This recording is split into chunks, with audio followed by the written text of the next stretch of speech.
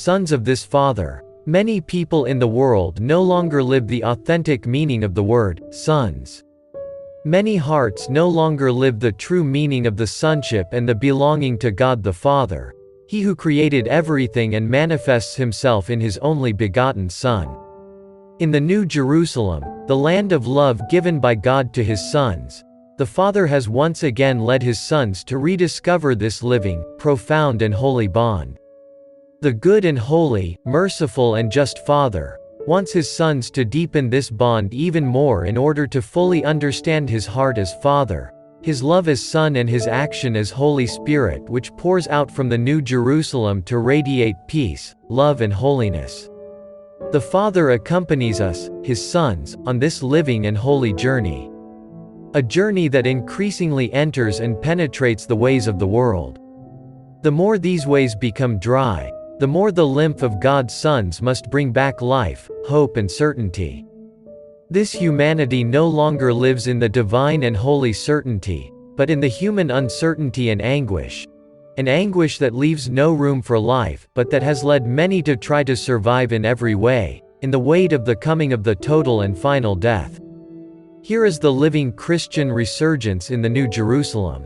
In the land of love, God has prepared His people, the little remnant of the Israel of God, that is reborn here and has been purified through the action of God's Son, and by means of the maternal love, will bring back to the world the lifeblood that belongs to God's sons.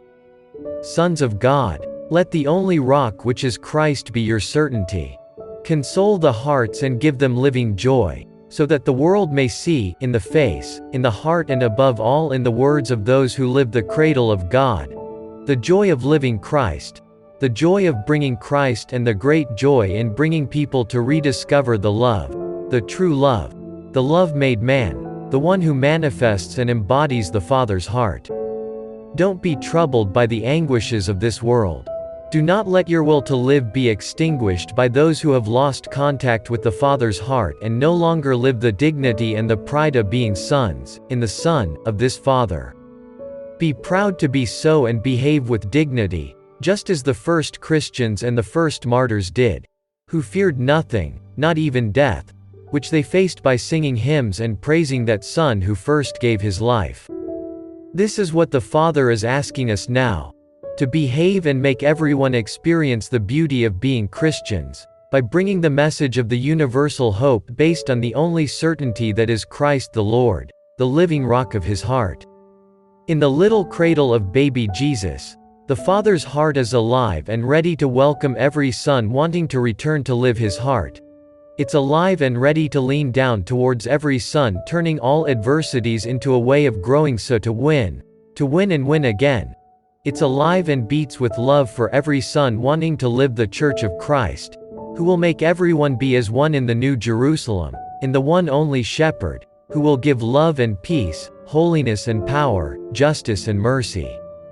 Here is the Christian resurgence that has restarted from the New Jerusalem to manifest the authenticity.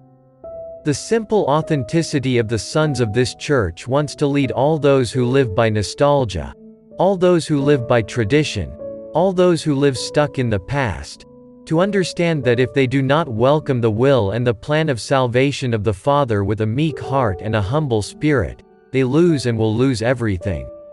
Everything has been revealed by the Father to His woman, she who welcomed Jesus into her heart again.